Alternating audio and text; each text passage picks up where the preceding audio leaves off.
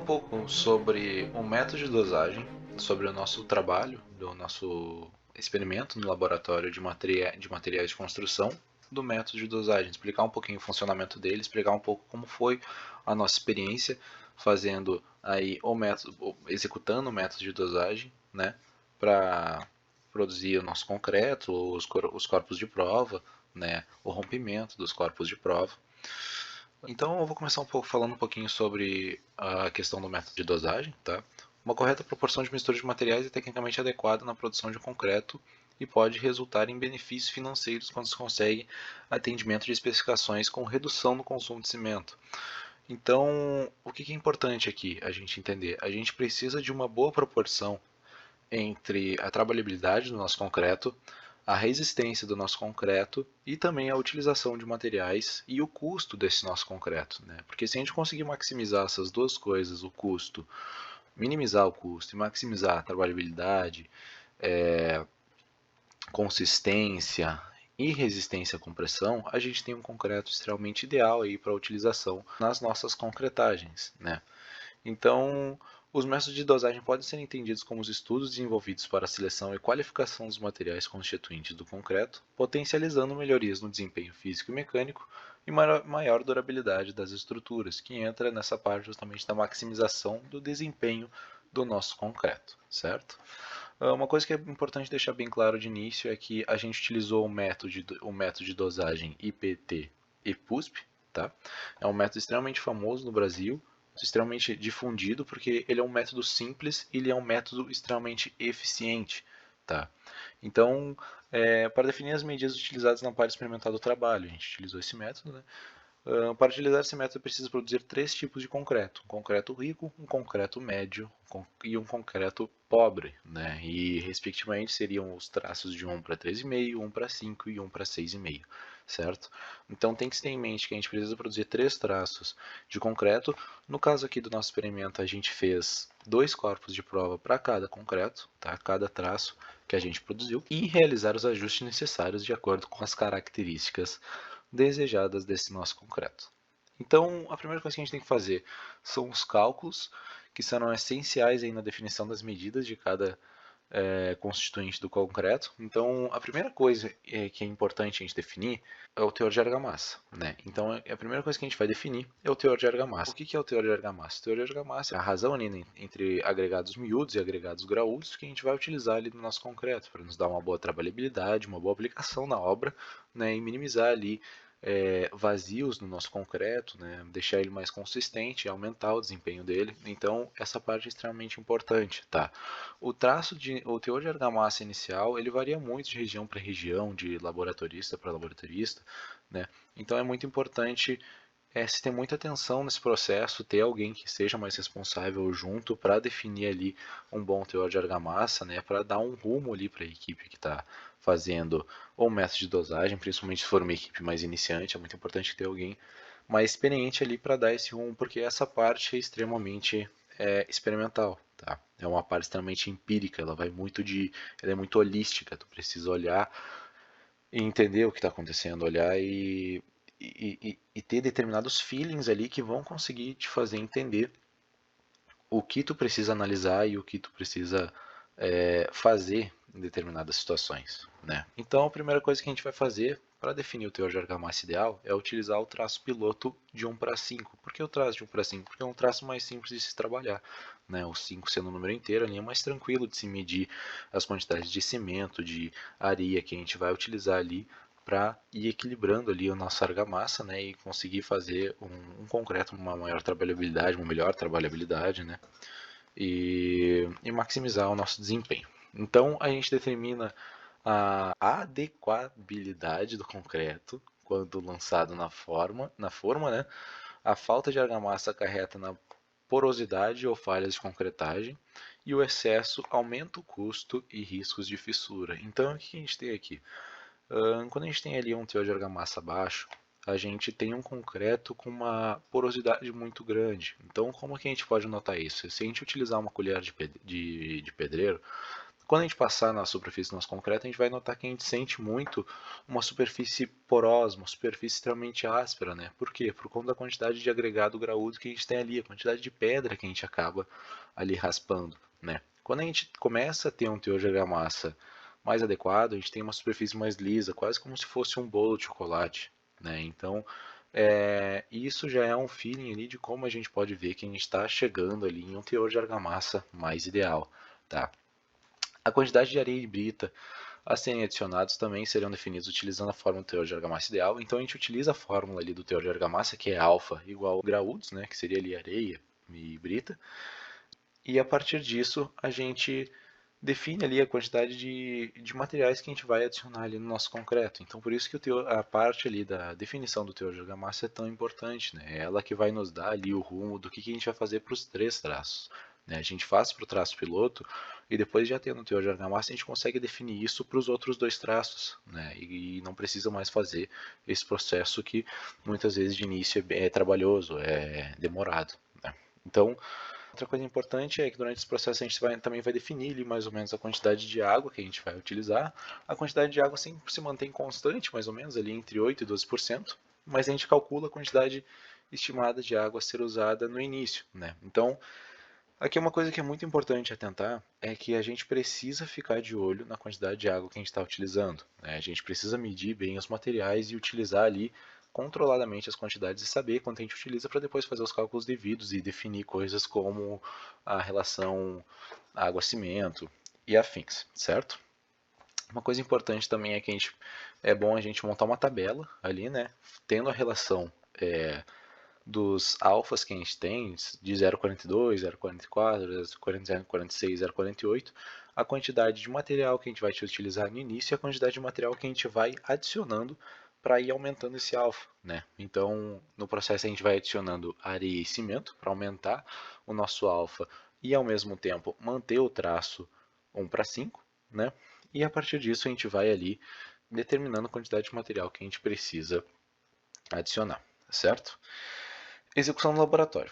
A gente começa preparando as quantidades de cimento, areia e brita para o traço médio, 1:5, assim como as quantidades que a gente vai adicionar até se alcançar o alfa estimado, que vai ser ali o nosso alfa ideal, certo? Então a gente deixa pronto ali as nossas adições de cimento e areia, até se alcançar o alfa que a gente quer, alfa de 50%, 52%. No nosso caso, a gente deixou um alfa mais ou menos ali 52%. O ideal ali ficou no 50%, mas a gente deixou 52% para cobrir ali a questão da perda de material, né, na perda de argamassa no momento de bombear esse concreto ou de transportar esse concreto, às vezes acaba se perdendo, né, essa argamassa e esse alfa acaba, querendo ou não, diminuindo, que acaba atrapalhando o processo de concretagem, pode acabar atrapalhando também a questão ali do desempenho do nosso concreto. Então a gente sempre bota ali um pouco mais desse teor que a gente definiu como teor ideal para cobrir ali essa perda de argamassa no processo. Então a primeira coisa que a gente faz é definir a quantidade ali de adições que a gente vai fazer até chegar mais ou menos no alfa que a gente quer e deixar já pronto. Então com o auxílio do professor foi feito o primeiro concreto, 1:5, assim como o teste de slump, né? Então a gente fez o concreto, a gente chegou num teor de argamassa ideal, a gente chegou numa quantidade de água desse concreto ideal e depois a gente foi batendo slump para ver ali aonde realmente era a quantidade de água ideal, né? O slump que a gente utilizou aqui foi um slump de 8 centímetros, mais ou menos para dar ali uma boa trabalhabilidade no nosso concreto, uma boa consistência e um bom desempenho, né? Diminuir ali a quantidade de fissuras, enfim. Após isso, separamos as medidas de areia, brita e cimento para outros concretos, né? O concreto rico e o concreto pobre. Então, a partir dessa definição ali do alfa ideal, a gente fez os cálculos para manter esse alfa para o concreto rico e para o concreto pobre, ok? Então a gente abre depois esses 2 traços com esse alfa e não precisa mais passar por esse processo trabalhoso aí da definição do alfa para produzir esses outros 2 concretos, né? A questão da água, a gente adiciona água aos poucos e realizamos testes de slumps várias vezes para medir a trabalhabilidade, ajustando com água até atingirmos um bom valor, né? E, como eu falei antes, ele normalmente se mantém ali constante, entre 8% e 12%, né? E após isso fizemos aí os corpos de prova, como está passando aí no vídeo, né? A gente fez ali os corpos de prova com 3 camadas, com 30 golpes em cada camada, se eu não me engano, certo? Para cada traço, para depois de 7 dias fazer aí o rompimento desses corpos de prova, né? Então, 7 dias após a realização dos corpos de prova, foi realizado o teste de compressão na máquina universal, né? Então, o primeiro corpo de prova a ser testado foi o corpo de prova do concreto pobre, né? O concreto ali com um traço de 1 para 6,5, né? E como resultado desse concreto, a gente teve ali em 7 dias 17,30 megapascal, tá? Uma coisa importante aqui de dizer é que nesse processo a gente utilizou um cimento de alta resistência inicial, um CP5 Ari, certo? Da Intambé. Então a gente utilizou esse cimento aí para se ter ali uma boa resistência aí nesse processo, né? Porque como a gente não tem muito tempo para fazer esse rompimento, a gente fez esse rompimento em 7 dias, a gente utilizou um cimento aí para dar uma boa resistência, né? E dar bons resultados aí para o projeto, ok? O segundo traço, o traço de 1 para 5, resultou aí numa resistência inicial de 26,42 MPa, né, megapascal, e o último traço, que é o traço rico, resultou aí em impressionantes 31,65 megapascal. Tá, então o que a gente pode ver aqui é que quando tu vai diminuindo o teu traço, tu vai tendo um traço mais rico, né, tu vai tendo uma maior resistência, um maior desempenho desse teu concreto, né. O único problema aqui é que no momento em que tu vai diminuindo aí o teu traço, vai deixando o teu traço cada vez menor, né, o traço de 1 para 3,5, tu vai aumentando o teu custo, né, porque tu precisa se utilizar muito mais material para manter aquele traço baixo, né, de 1 para 3,5 ali, por exemplo. Então tu precisa utilizar muito mais cimento, né, enfim, o que deixa o teu concreto mais caro. Tu tem um grande desempenho, mas tu deixa o teu concreto mais caro. Então é muito importante ali tu ter em mente para que tu vai utilizar esse concreto, né? Se tu realmente precisa de uma altíssima resistência inicial, pô, então talvez ali utilizar um traço 1 para 3,5 seja realmente o mais ideal, né? Ah, não preciso de uma resistência inicial tão alta, não preciso manter o concreto com uma resistência tão alta. Pô, então utiliza um traço um pouco mais econômico, tu vai economizar na tua obra e ainda assim vai conseguir cumprir com o que tu precisa cumprir, né? Então é sempre bom ter assim esse feeling de situação para se utilizar o traço correto e não acabar gastando dinheiro à toa, certo?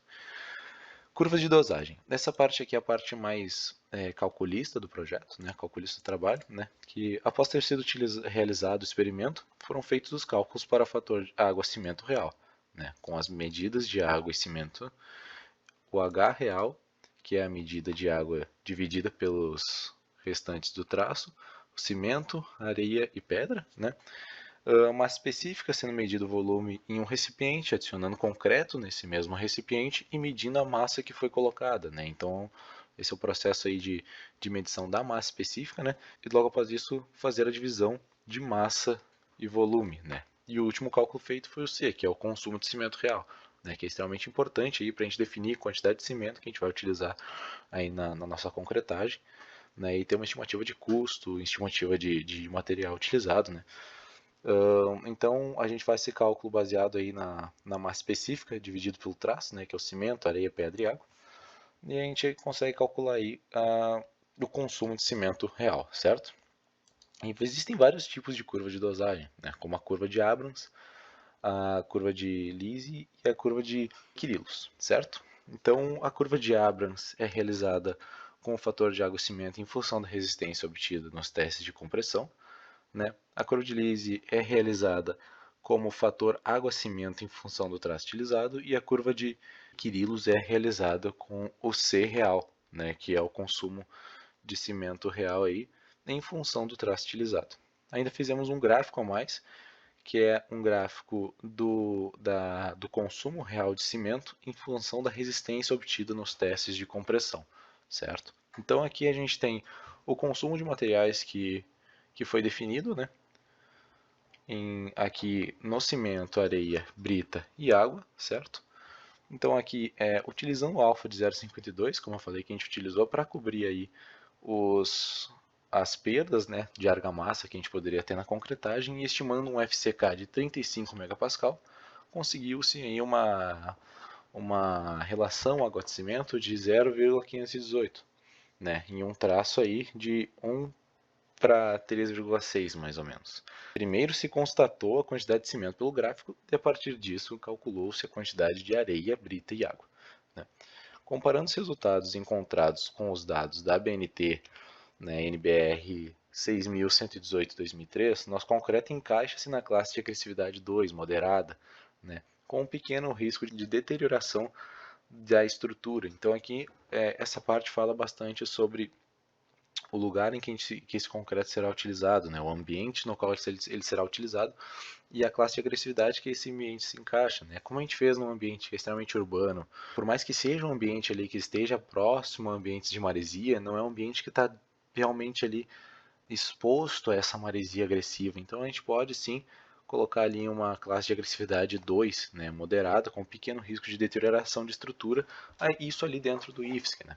Exigências de durabilidade. As estruturas de concreto devem ser projetadas e construídas de modo que, sob as condições ambientais previstas na época do projeto e quando utilizadas conforme preconizado em projetos, conservem sua segurança, né, estabilidade e aptidão em serviços durante o período correspondente à sua vida útil. Né. Então, por isso que é muito importante aí a gente definir a classe de agressividade na hora do projeto, né, para fazer em um concreto que seja que tenha um bom desempenho nesse determinado ambiente, certo?